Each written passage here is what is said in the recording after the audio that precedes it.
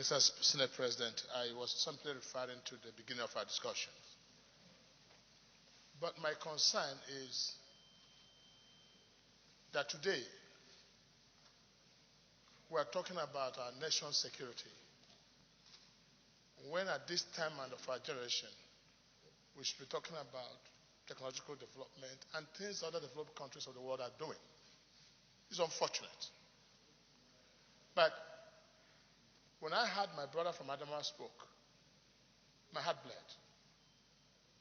And when I see what I see in videos about what happened in Niger State, I get more worried seeing Nigerians looking helpless, being murdered and butchered like chicken, and with the belief that they cannot be helped. That's a very serious situation we have found ourselves in our country. But truth be told, Mr. President, our country is going through an extreme danger of insecurity. And God forbid, we must never be judged as a generation that has failed, or as leaders that have failed to guarantee security and welfare of their people.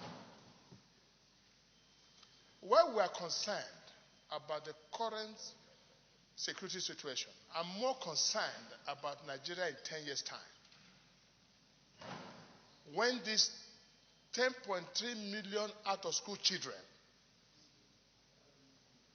in 10 years' time, there will be 20 years, we will graduate to another improved form of Boko Haram. That would be more serious time we're looking at.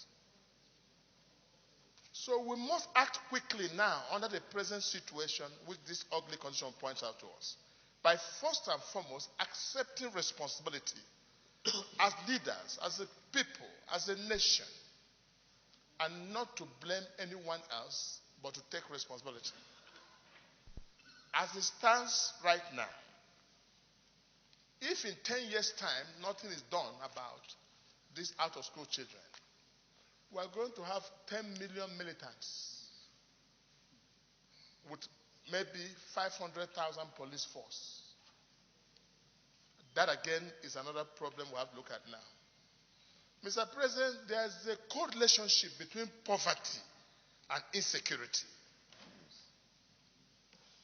And there's no other causative other than poverty arising from unemployment, joblessness of our youths.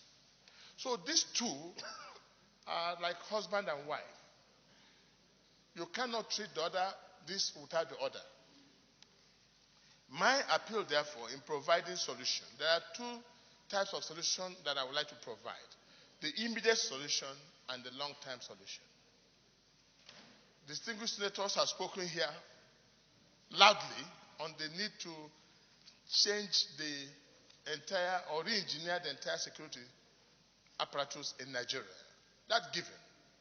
I think Mr. President should take a bold step and fire the fireable and save the savable, that Nigeria might begin to build confidence in the entire security network.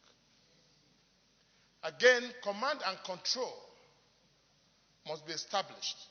Today, we do not know who is actually responsible for the command and control.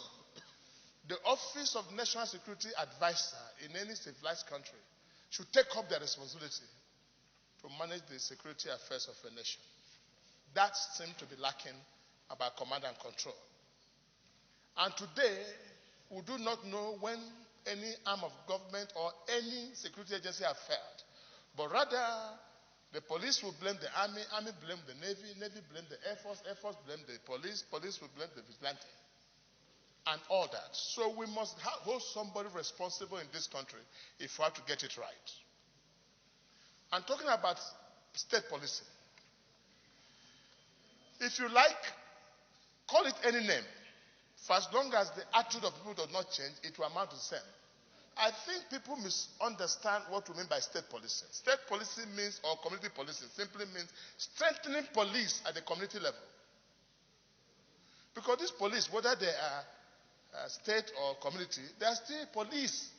Police does not mean anyone who is called Nigerian police. Police is police once we're able to police. So we shouldn't put more emphasis about state police or community police. What we are saying, strengthening the police at community level and at the state level. Mr. President, why we say so? I overheard here we discussed about